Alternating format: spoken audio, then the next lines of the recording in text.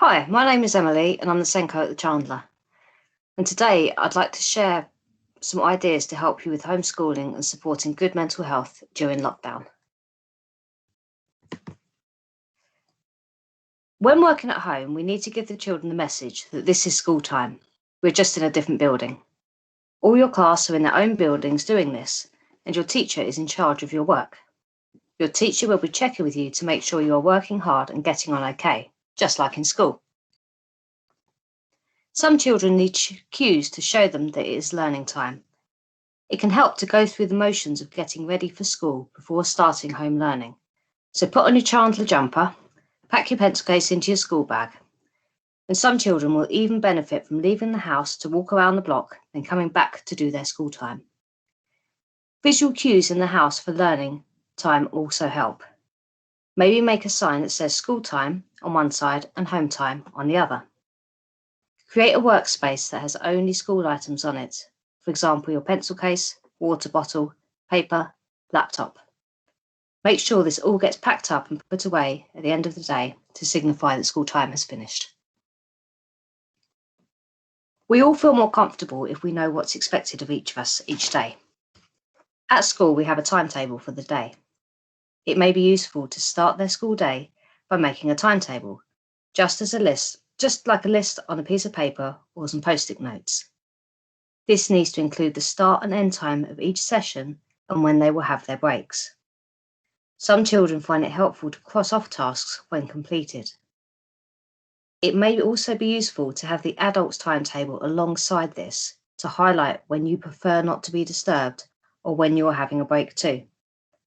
Some parents have requested that the teachers set a timetable for everybody, but this won't fit in with every family's schedule, so we feel it would be best that if you set your own. When doing your tasks, break them down into smaller steps. Draw or write a list of the steps for the task. For example, number 1, watch the video. Number 2, answer the questions on the sheet. And number 3, send the sheet to your teacher.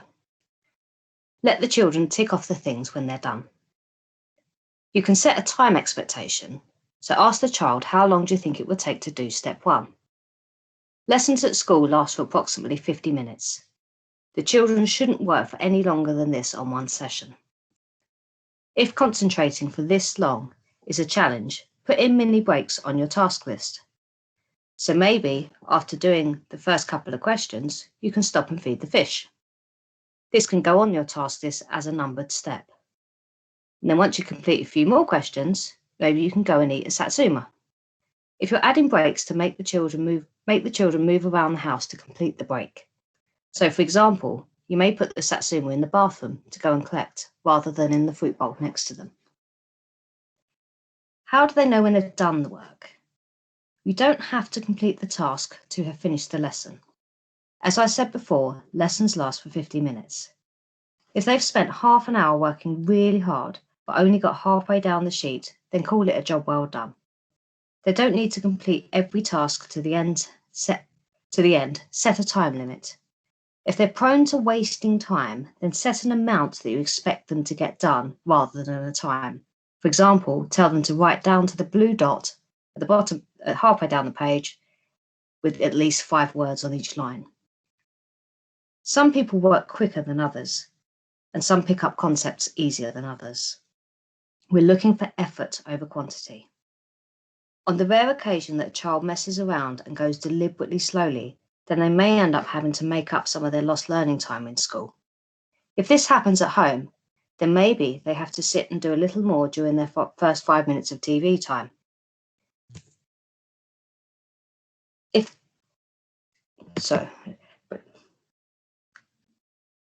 If the work is too hard and they're not getting it, try and get them to do what they can for the set time and then feed back to the teacher. Break times. Get moving. Maybe get away from the screen if possible. Set a challenge up to motivate and it shows progress. Maybe they can time how long they can do a handstand for and see if they can do it for longer the next day, or see how many kick-ups they can do. Or just get a toy out from the back of the cupboard that they haven't seen for a while. At home time, we need to set the cues again. So you pack up your stuff, you clear up your table, put your school stuff back in your bag, and take your child to jumper off. If your child is having to work some evenings because to fit around your schedule, then maybe you'd like to label this as homework time, and do it as you'd normally approach homework. Little and often is the key. Your attention span is equal to your age, but in minutes. So an 8-year-old can only really concentrate for up to 8 minutes before they need refocusing. So we need to break it up. If you look at the list of things that we do in a normal lesson, you can see how much the activities get broken up. But compared to the home learning activities, it can be quite a difference. So maybe you ask the child to watch the video and then move to a different area to work. Maybe they can cut up the worksheet, and place bits of it around the room, and then go and fetch each piece as they need to do it. Maybe you can put a different pen in each room and they need to go and collect a different pen for each question. Leave the computer after each question to complete an active challenge, whatever works for them. If this means that out of their 50 minutes learning time, they've only sat and done solid work for 4 5-minute chunks, then take a step back and evaluate it. Did they produce 20 minutes of quality work where they were focused, but in chunks, and understood the task, compared to maybe 30 minutes of solid squirming in their seat and fiddling with their stationery?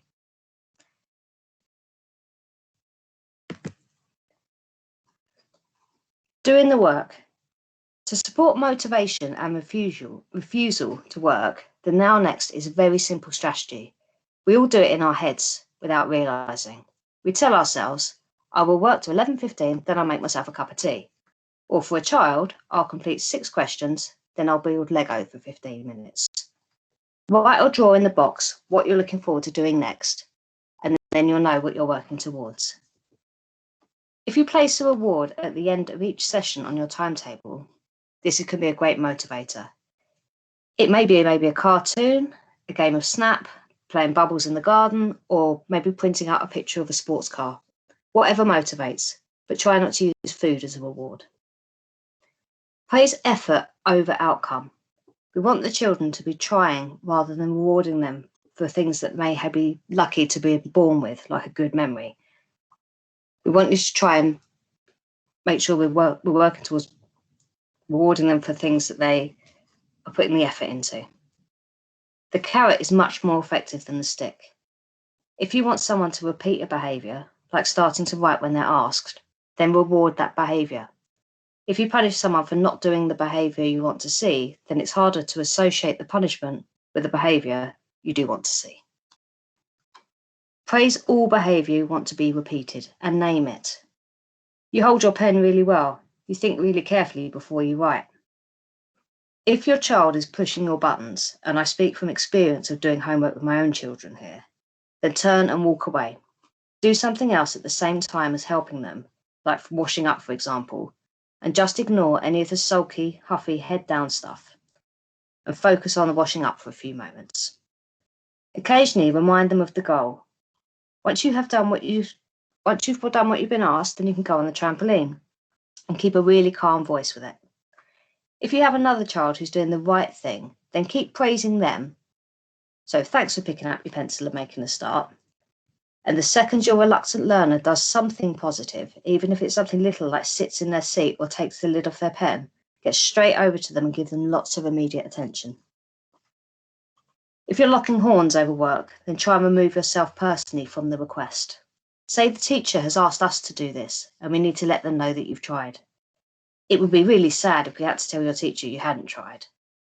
Be careful with your language here. Use the teacher as an incentive, not as a threat. Mr. Sir is not going to tell them off if they don't do it, so don't say it. But Mr. Sir will be really proud of them if they do try, and he'll be checking that they've been trying really hard. If they're getting frustrated, then empathise. I can see you're finding this hard, and it is hard. What can we do to make it easier? Get them to take a quick break, maybe set a timer on the cooker to mark when the break is over, and then come back once they've cooled off. For some children, this is a one-off, but for others, there may be trigger points based around the work. If writing is a trigger, try getting them to dictate their work into an iPad, then transfer it onto a Word document to edit. Or if the child is fussy about presentation, then let them do a rough copy to type up later.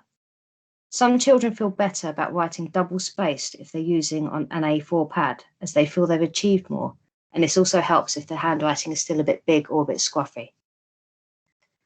For reading, you may want to start by letting them highlight all the words they know in the text, and then they can ask an adult to highlight all the words that they can have a go at sounding out. If there is still a lot of unhighlighted words, then read it together and you jump in with any words that aren't coloured. If your child is frequently stopping to work out words in a sentence, then get them to reread each sentence for a second time. So the first time is to decode it and the second time is so they can understand it.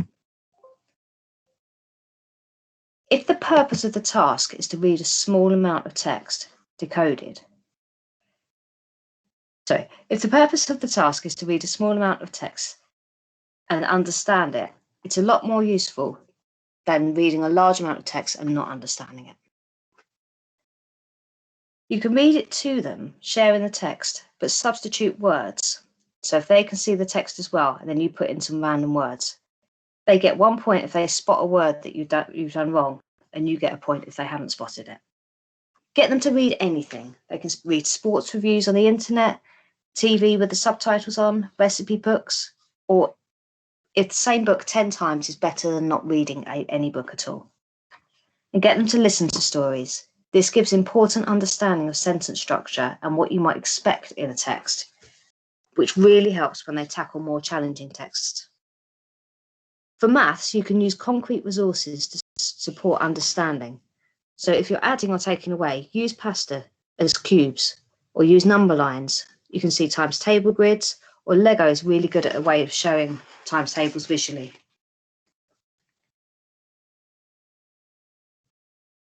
If you're not sure about the maths, learn it together from the video. For some of us, it's been a little while. Focus on the point of the task when choosing things to help them. For example, if the task is to use adverbs in a sentence, Google a list of adverbs to use if they can't think of any.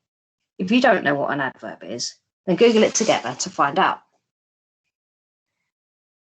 An important question is, how much do we actually help the children? When your child has done some work, the temptation is to try and correct everything on the page to make it right. But just focus on 2 positives, so 2 things they've done well on the page, and then maybe 1 correction. Make these about the point of the task.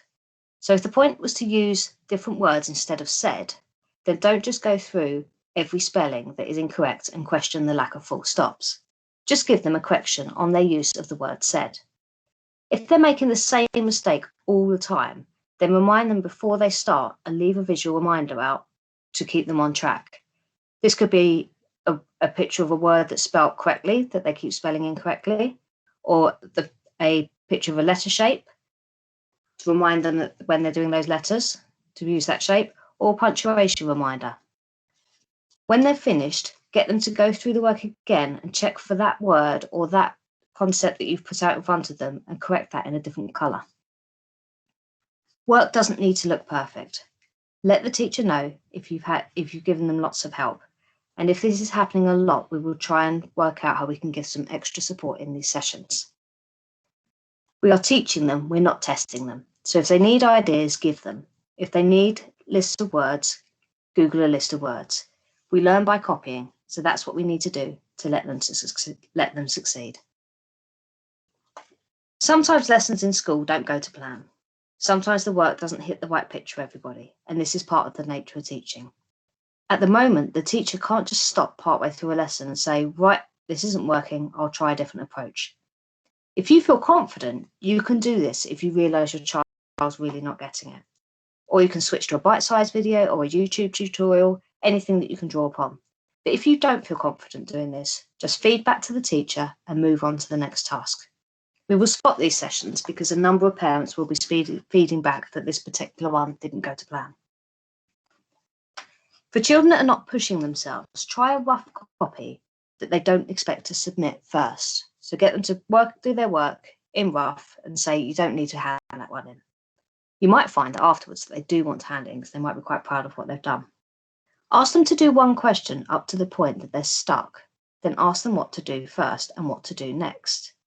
If they can do it, then they'll see that they can get past this point and do better than they thought. If they can't do it, then you can give them the next step and ask them just to do 2 more questions just with that next step. If a child is lacking confidence, you will see that they think they can't do tasks that they actually can. Get them to grade how difficult they think a task will be before they start, just by using a thumbs up to a thumbs down or a 1 to 5 scale. Then, when they've finished, get them to grade how easy they found it. If there's a difference, then point out to them that they think they find things easier than they are.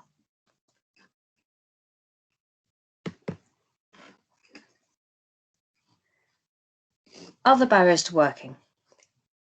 If access to a computer is an issue, please contact the school office and we'll see what we can do to support this. If the volume of work is overwhelming, then please talk to the teacher first. What is essential and what can we put on the if we can pile? Reading is always essential because otherwise children can't access a lot of the other curriculum. But do what you can and we will sort out the gaps when things are back on track at school. Many parents are having difficulties fitting schoolwork around their own work, and I'm afraid there's no easy solution to this. It's just a bad situation. As a school, we can continue to provide the children's education from a distance, but we can't provide childcare remotely, which is the real issue here. Some parents are trying to work crazy hours and getting incredibly stressed trying to do more than what is physically possible. Talk to your teacher and explain the situation. For some parents, putting a child in front of a Google Meet and some video lessons will buy the adults some time to do their own work. But for others, this uses up time as the child needs support with the technology. If you can only dedicate an hour a day to helping them through some of their bits of work, then that's all you can give. If you can use alternative ways to get them to do some work, like BBC bite-sized games that keep them more engaged, then do it. Use the resources out there. Use the BBC and the other resources. Watch the programmes, listen to the radio, but feed back to the teacher what you've done for learning activities. Some children need more help than parents can manage to do their Google Classroom activities, so teachers are sending home workbooks that they can work on independently. Just let the teacher know what is going on for you, and we will try and find a solution together. We're only human. Don't let the schoolwork become a trigger for any more stress. Children don't become cleverer adults because they learnt something at a young age. They have oodles of time to catch up on things, so just do the best you can. But you must let us know what you're doing, as the local authority is making us provide this information and it's following up on people who are not communicating with the school. If you have difficulty submitting the work, find what works for you. So emailing photos of it, writing an email to say it's done, or dropping it off in the school office once a week. Just agree something with the class teacher and let them know what you're doing. Many children are feeling quite unhappy at the moment, understandably. And a lot of us adults are feeling the same way too. Here's just a few suggestions on things that we can do to support that. So acknowledging their feelings is quite important. So you can say, I can see you're feeling miserable today, and it's okay to feel fed up when you're missing your friends and stuck in the house all the time. Keep the expectations high of what's happening in the home. So change out of your pajamas, brush your hair, make your bed, and keep the routines and the sense of structure going. Keep the bedtime and getting up times to a weekday timing as well. This will help with sleep patterns and energy levels, as well as installing a general sense of normality to the day. Try and have a bit of structure at the start of each day so everyone knows the expectations. If the children get up and head straight for the TV in their pajamas, then there's very little to motivate them to do a less desirable task like schoolwork. But if they get up and get ready for school, have breakfast and start their work, they have the TV to look forward to at their break time or after school. Keep active. There's lots of YouTube children's workouts which are quite fun to have a go at. Or play in the garden, build a den in the house, play hide and seek, anything that involves physical movement, because a lot of people are missing out on this at the moment, and that has a very negative impact on mental health. Do something together each day, even just for a short burst. I've taught my children all my favourite card games, so I can actually enjoy playing them as well. And similarly, I've taken up playing Mario Kart on the Switch and building Lego, as these are tasks that I don't mind doing. Have a little something each day to look forward to. Name it in the morning. We can make pancakes tonight, or you can watch a film after dinner. Shall we print out a SpongeBob colouring later? These need to be unconditional things to look forward to. Don't take them away if they've been poorly behaved in the day. They need these activities to help keep them happy and on track. Use a quick consequence like a timeout for behaviour if needed. Children and adults are getting bored. Remind the children this is not forever and that things will get better in time. You may need to seek help if your child is persistently showing behaviour where their feelings are impacting on their health. Like if they can't sleep, continuously can't sleep, like they're not eating properly, or they're crying an awful lot and being very emotional. Research how best to support them using the support and services suggested on the last 2 slides. You can contact me, the Senko at the school, or Sarah Dutton, our homeschool link worker, if need be. If your child's behaviour is putting them or others at risk, speak to your GP or call 111 if it's an emergency.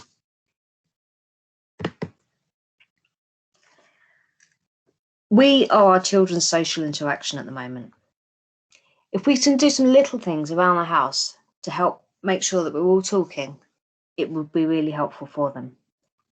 Eating at the table gives us all time to talk. Use some conversation prompts pictured here if you're sitting with younger children. Phone calls and face-to-face time could be quite hard work for some children, so adding some games into this makes it easier for them to interact across the calls.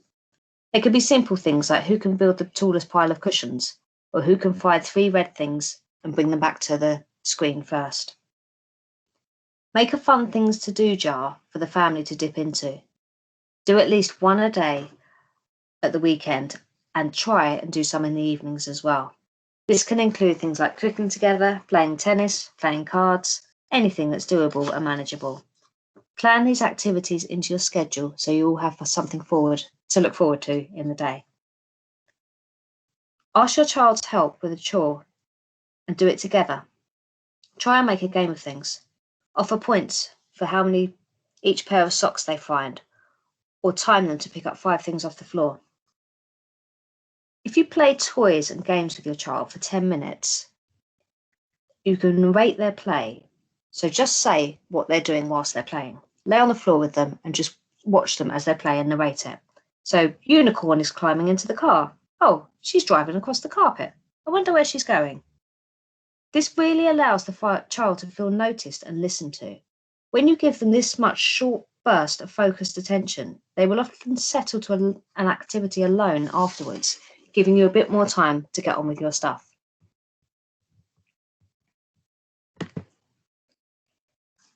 If you're bored of just going on a walk, Google Captain Pinecone Nature Scavenger Hunt for a sheet of things that you can find whilst you're out and spot. Or you can play bingo and create your own sheet. So decide on 5 things you hope to see when you're out, and whoever sees their first 5 things is the winner. Or you can pick a letter and choose 5 things. The first person to name 5 things they see beginning with that letter wins. So just making little games out of going for your walks.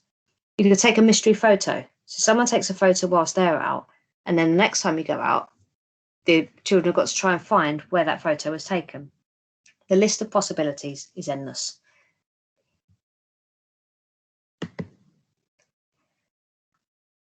Combating boredom ideas. The idea of doing something badly is to have a go at something you don't expect to come out well. So don't put any pressure on yourself that your painting will be any good. Just enjoy the process of doing some painting. When it comes to screen time, I would consider that if your child is socially interacting at the same time, for example, playing Roblox whilst FaceTiming their friends in the game, then this is good social interaction. If they're just playing a game alone, there's not much benefit to it.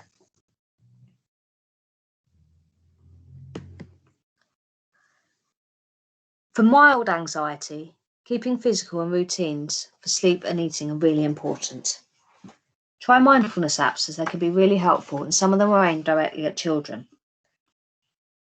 There's names of particular apps on the last 2 slides.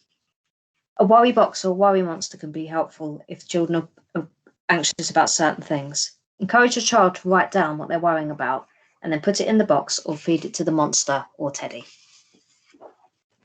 Booklets are available to work through and to help you understand difficult feelings at this time, or these books pictured are fun to work through at their own pace.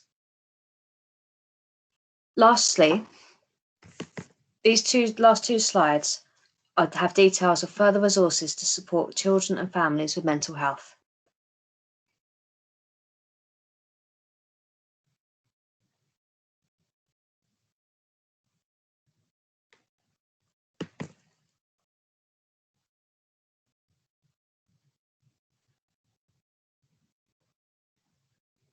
Thank you for listening today. I hope this has been helpful. I welcome your feedback and questions. If you'd like to feedback, then please email me at senko@thechandlerjuniorschool.org.uk. I hope we'll see you back in school as soon as possible. Thanks ever so much.